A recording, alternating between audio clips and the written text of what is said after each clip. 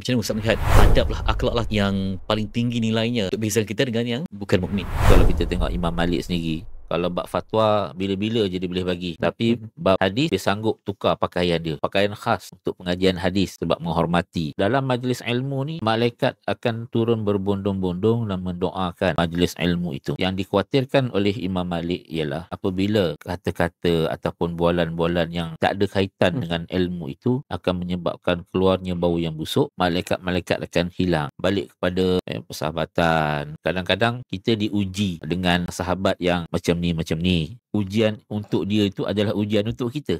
Ada yang negatif, ada yang positif. Sebab siapa pun yang berada di sekeliling kita, itulah jaringan yang kita sebut untuk kita bina, abdikan diri kepada Allah Ta'ala. Yang paling penting tidak mensyirikkannya. Kemudian berbuat baik kepada ibu bapa. Buat baik dengan kawan kerabat ni, semualah isteri, anak, itu yang paling dekat lah. Kemudian jiran yang hampir, jiran yang jauh. Kadang-kadang kita tak nampak itu sebagai peluang dan ruang untuk kita bina. Kadang-kadang betul, kita ni manusia, ada waktu dia kita down, ada waktu dia kita up. Tapi jangan lupa ketika mana kita down, barangkali ada doa kawan-kawan kita pula menjadi kita ni up balik.